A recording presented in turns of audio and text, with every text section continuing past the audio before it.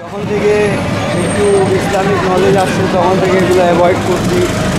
ঢোল বাজানো, তারপরে এই পড়া, তারপরে তাজিয়া দেখা, এগুলো পুরো ছাড়ছি টোটালি। এখন আর এগুলো করি না, বুঝতে পারছি। এখন তো অনেকেই করে না এগুলার হার অনেক কম। আগে অনেক কিছু হতো, এখন আর এগুলো হয় না তেমন আগের মতো একটা। দেখেন এইসব জায়গায় আমরা দাঁড়াইতে পারতাম না, এত ভিড় থাকতো। আর এখন তো পুরো খালি।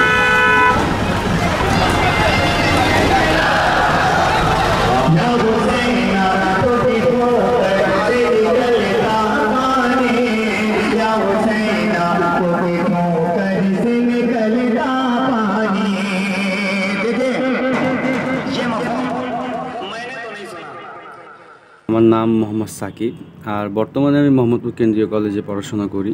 এই স্কুল ছিল বেঙ্গলি মিডিয়াম আর মোহাম্মদপুর গভর্নমেন্ট হাই স্কুল।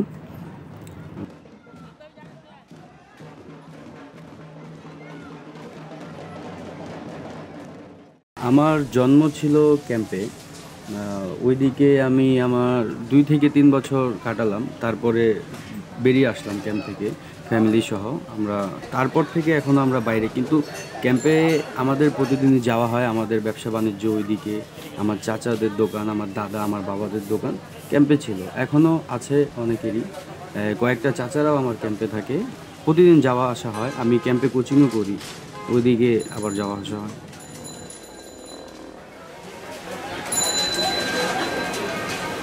अंदर में ना 700 से 500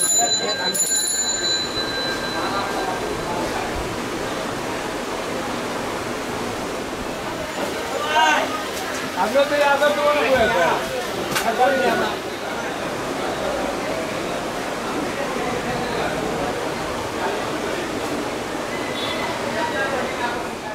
এটার জন্য বৈষম্য ফেস করছেন বলতে গেলে এটা কোনো কোশ্চেনই হইল না, অনেক করছি। হ্যাঁ, আর এখনও করা হয় অনেক স্টুডেন্টদের সাথে। আমাদের সাথে বেশি হয়েছে, এখন যারা পড়াশোনা করে তাদের সাথে তেমন একটা হয় না আমার যতটুকু জানা। কিন্তু আমাদের স্কুল লাইফে, কলেজে হয় নাই, কিন্তু স্কুল লাইফে হয়েছে।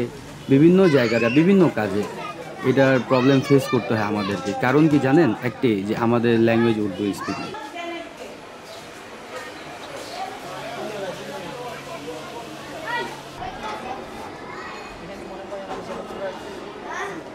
সব মা বাবারাই চায় যে তাদের ছেলেমেয়েরা শিক্ষিত হোক। তো মা বাবা পড়াশোনা না করলেও তারা চায় যে আমার ছেলেমেয়েরা ভালো জায়গায় একটা যাক, পড়াশোনা করে শিক্ষিত হোক।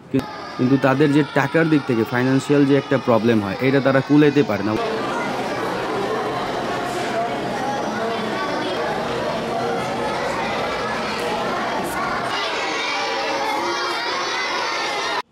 ক্যাম্পের থাকার যে পরিবেশ ছিল আগে, সেটা খুবই কষ্টকর ছিল মানুষজনের জন্য। বর্তমানে আছে ভালোই, কিন্তু একটা বাইরে যারা থাকে তারা কিন্তু ক্যাম্পে আসা একটা দিনও সময় দিতে পারবেন।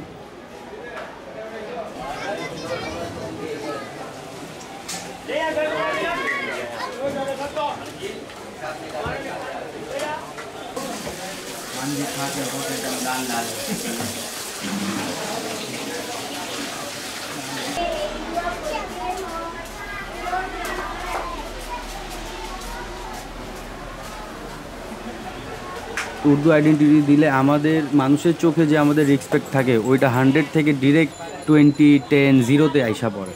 তো কেউ এই এই উর্দু স্পিকিং লোকদেরকে ভালো বুঝে না। এখনও অনেক ছেলেমেয়েরা ক্যাম্পের যারা বাইরে, অনেকেই জানে না যে তারা উর্দু স্পিকিং করতো আগে। তারা নিজেকে এমনভাবে চেঞ্জ করছে, তারা ধরা খায় না বাইরে, বুঝতে পারে না কেউ যে এর কি পাস্ট উর্দু স্পিকিং ছিল। তারাও বুঝতে পারছে আমরা যদি উর্দু স্পিকিং আইডেন্টিটি দেই তাহলে আমাদের সমাজে কি একটা ইজ্জত থাকবে। ক্যাম্পে এমন অনেক ফ্যামিলি আছে যারা নিজের ছেলে মেয়েকে এখন বাংলা কথা বলতে শেখাচ্ছে। আমার যারা পূর্বপুরুষ, দাদা দাদি, যারা সিনিয়র, তাদের মনে কষ্ট আছে যে আমরা আমাদের মাতৃভাষাকে নিজের থেকে এটাকে দাবিয়ে দিচ্ছি, নিচেই করে নিচ্ছি, কারণ এটা আমাদের কষ্টের একটা কারণ হয়ে দাঁড়াচ্ছে।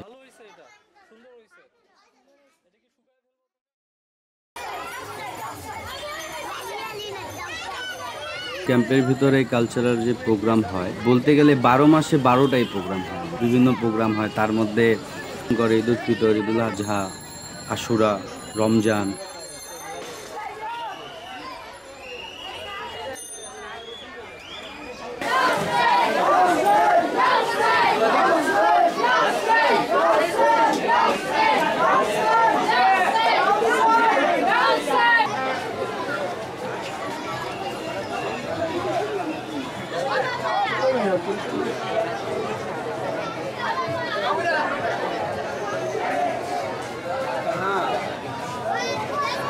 पूरा गेज का इधर ही है भाई। तू अभी होगा हाँ जूता लेने कहाँ आए हो?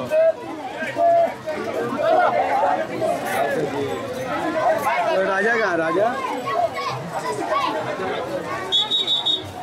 अच्छा ठीक है, तुम गया करो जूता लेने।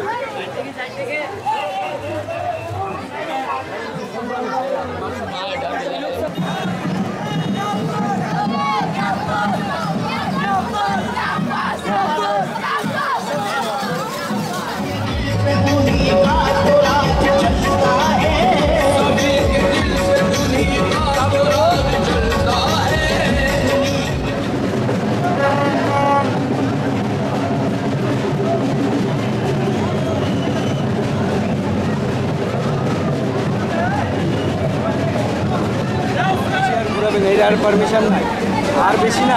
দেখেন এদিকে পুলিশের গার্ড কত, আগে কোনো গার্ড ছিল না, সব যেভাবে করতো, যেভাবে ইচ্ছা সেভাবেই করতো, পুলিশের কোনো গার্ড ছিল না। এখন অনেক গার্ড আছে, আর এগুলো আস্তে আস্তে বিলুপ্ত হয়ে যাবে। এখন যে লোকজন দেখতেছি আগের তুলনায় এটা 4 ভাগের 1 ভাগ, আগের থেকে বেশি হইতো, এখন খুব কম। এগুলো আস্তে আস্তে বিলুপ্ত হবে, শেষ হবে। আজ থেকে 2-3 বছর পর আরও কম জায়গা দিবে পারমিশন যাওয়ার জন্য, তারপরে আরও কম এভাবে করতে করতে এটা বিলুপ্ত হবে। আর আস্তে আস্তে যখন ক্যাম্প উঠানোর প্ল্যানিং চলবে তখন আর থাকবে না।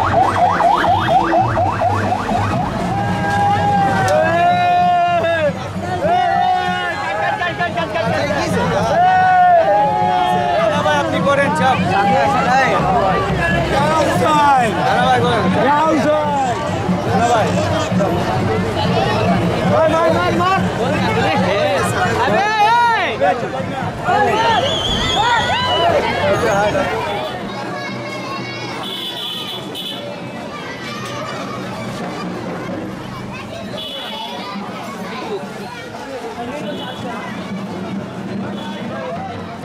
বেশিরভাগ ছেলেরা এখন যে এগুলো ছাড়ছে, এটার মধ্যে মেন রিজন হলো তাদের একটু সম্মান। তারা বের হবে ক্যাম্পে, তো এগুলা করলো, পতাকা নিয়ে আসলো, পাইক করলো, ঢোল বাজালো, এগুলা কিন্তু তারা বাইরের পরিবেশে দেখাতে পারবে না, তারা নিজের ফ্রেন্ডদের সাথে সময় কাটাতে পারবে না। এই অবস্থায় তাদেরকে নিজে খারাপ লাগবে, ফ্রেন্ড সার্কেলরা তাদেরকে বলে কি করো, সেগুলা তাদেরকে লজ্জাবোধ হবে। এই কারণে অনেক ছেলেরা এগুলা বাদ দিছে।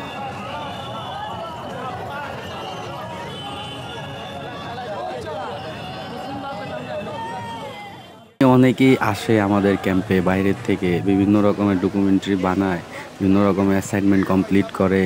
আমরা এটা করব, আমরা ওইটা করে দিব, আপনাদের পানির লাইন করে দিব, থাকার ব্যবস্থা। পরে খুঁজে পাওয়া যায় না তাদেরকে। তারা আসে, চেক করে, দেখে কোন ধরনের হেল্প লাইন পাওয়া যায় না তাদের গরিবদেরকে।